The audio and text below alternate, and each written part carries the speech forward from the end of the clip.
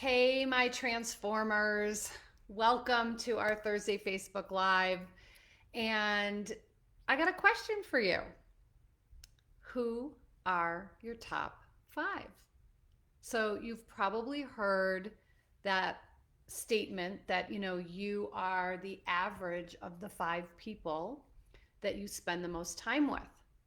So it's really important, it's essential to be constantly aware of who are the people surrounding you and what is the impact they have on you.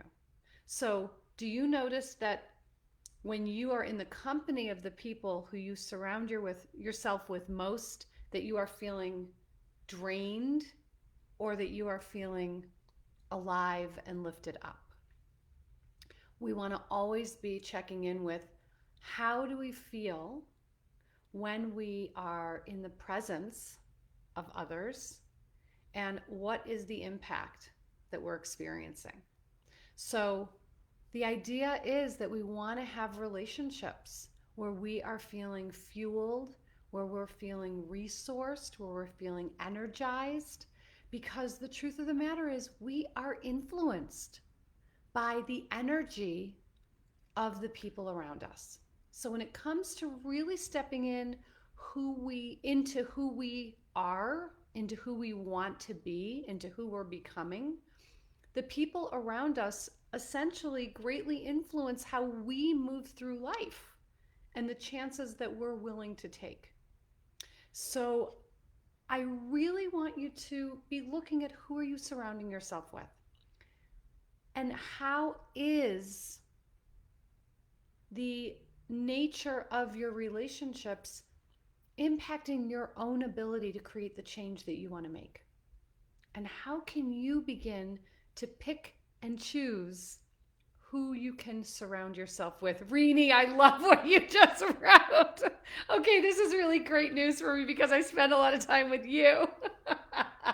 I love it. I love it, Renee. And hey, Holly, it's so true though.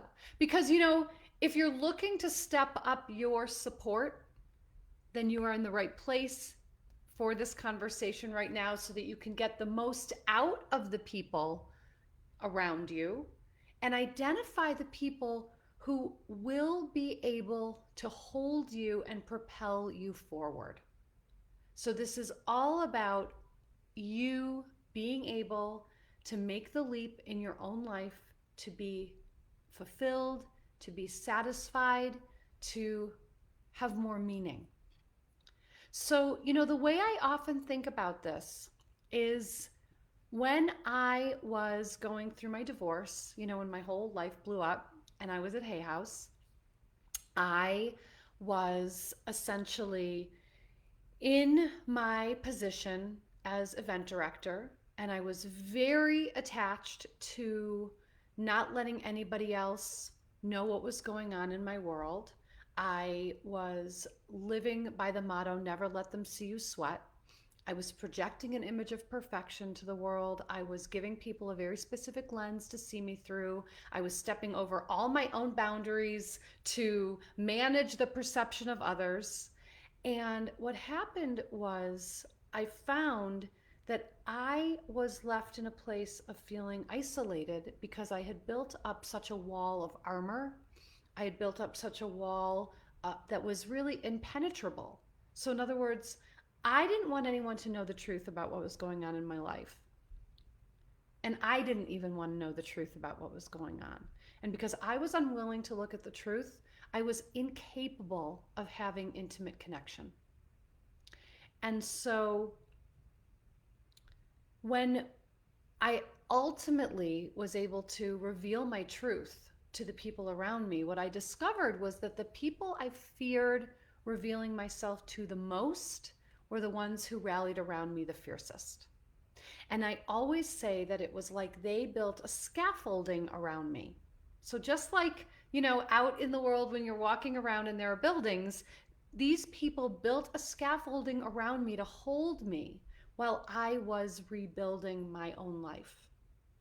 And that's what we want to look at in people who we surround ourselves with. We want to know that we are being supported and held by people who are able to create that scaffolding around us, or like who are able to hold sort of like the jello mold around us while we're setting, while we're sticking, while we're growing and building. So we really want to be discerning about who we allow to be in close proximity with us, and who we invite into that inner circle of the people who we spend the most time with.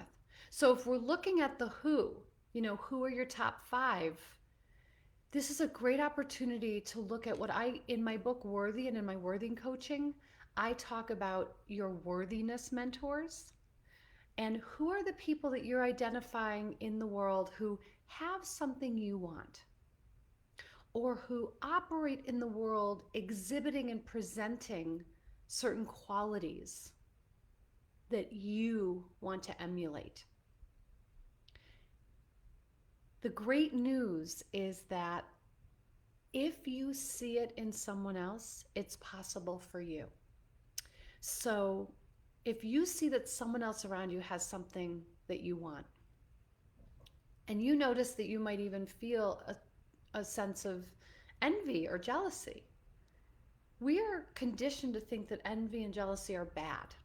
But I want you to know that envy and jealousy are simply ways that we receive, almost like we receive the message. They're indicators that if someone else has it, it's possible for us.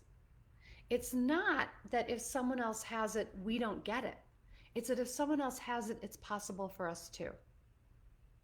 And also, when we are noticing that people around us are exhibiting particular qualities that we want to emulate, we're admiring someone's, generosity or confidence or creativity or whatever it might be.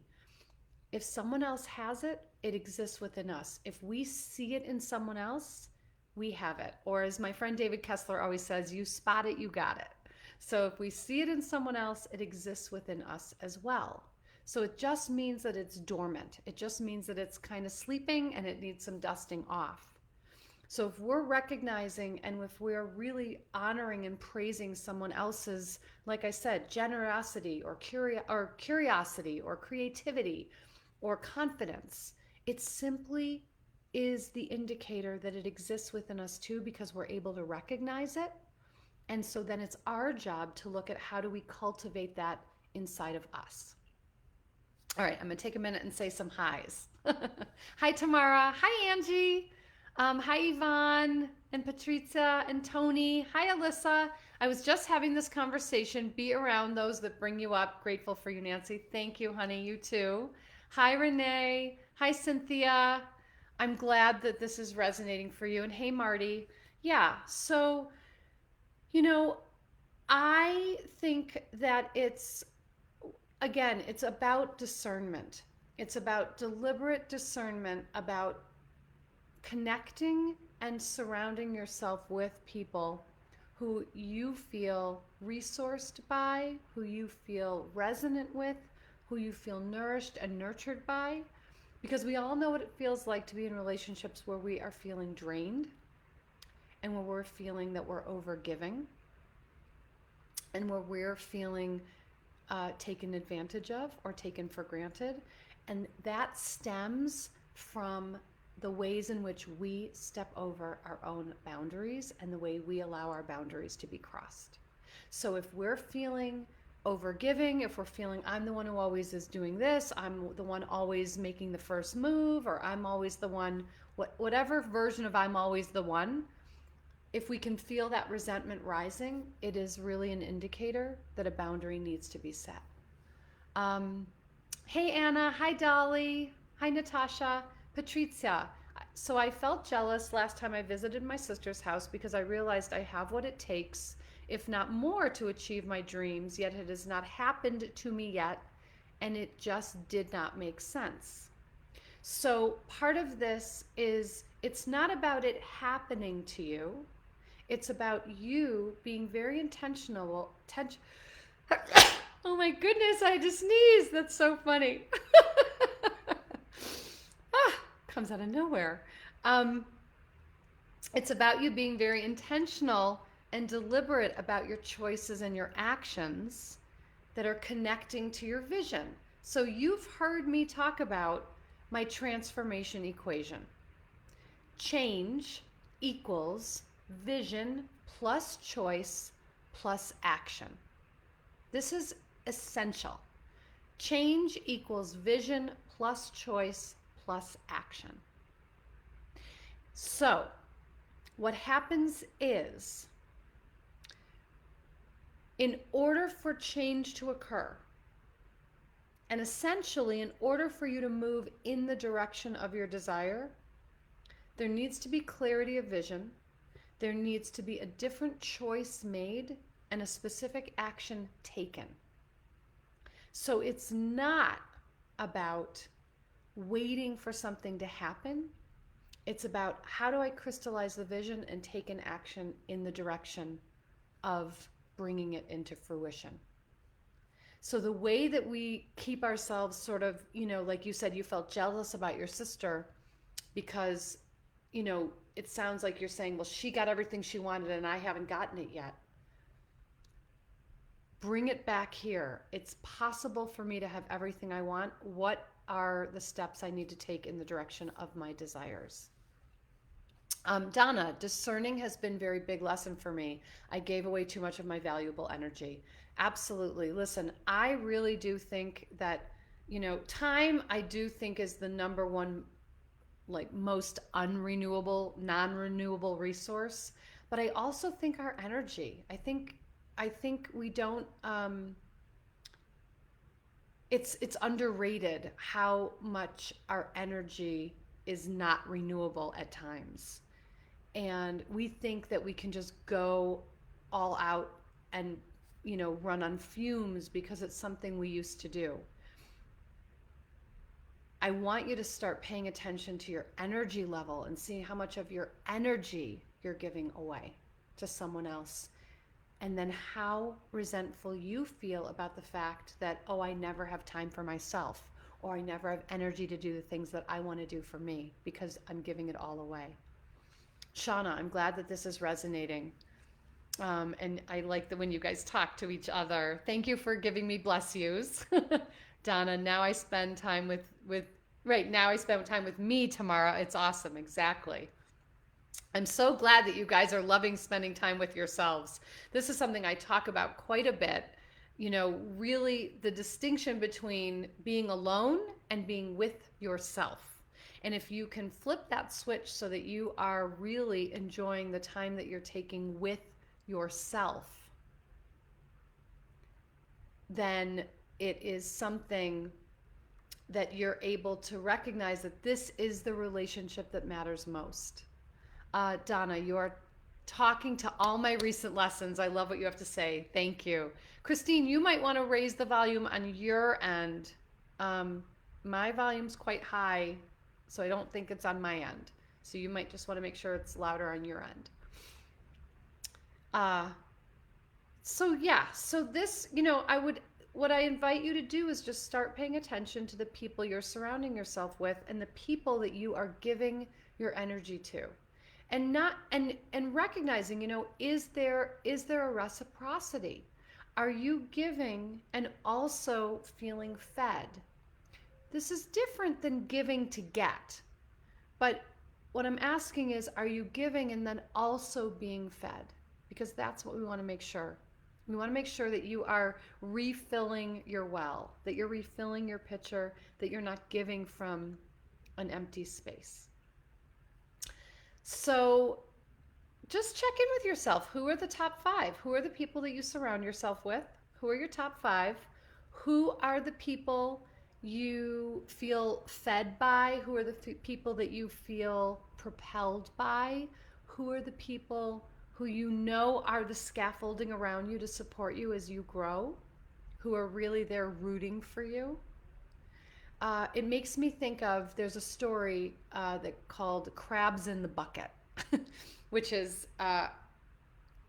evidently what happens is that if you go crabbing and you catch you catch a bunch of crabs and you put them in a bucket, There will be one crab who's climbing up the side of the bucket trying to get out, and the other crabs yank him back into the bucket. Think about the people in your life who are yanking you back into the bucket instead of supporting you in getting free. I really want you to think about that. Who are the people in your life who are the crabs pulling you back into the bucket, and who are the people who are instead pushing you over the edge to go get free?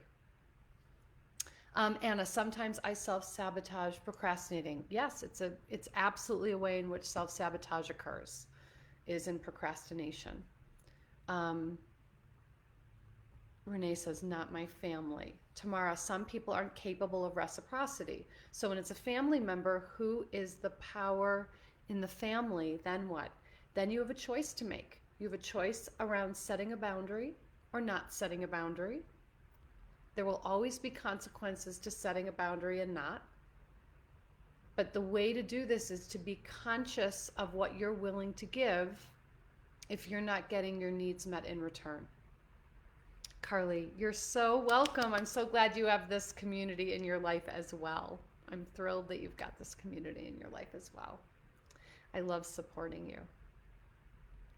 So we've got lots of exciting things coming up in the next couple of weeks. I've got a brand new free masterclass that I'll be offering that I'll be inviting you to very soon. I will be opening the doors to Levin Life Coach Academy. So if that's something that you've been thinking about, I really am excited about what is in store for this year. And as always, I love supporting you in every way I can. Alyssa, it's your 52nd birthday. Yay! Happy birthday, honey. Yeah, so really look at intentionally and deliberately who you're surrounding yourself with to support you in propelling forward. All of you. So lots to think about. Think about your top 5. Think about who you're surrounding yourself with. Think about the way you feel in their presence. Think about the people who are the crabs pulling you back down. Think about the people in your life who are the crabs pushing you over into freedom. And as always, my message will always be, choose you. All right, loves. Oh, good, Yvonne. I'm glad that this is resonating with you too. Good. All right, loves. So take some time to think about this. Let me know. Come back into the chat here. If you're watching the replay, give me a comment, tag me, let me know what you're thinking, and I'll be back in here again with you soon.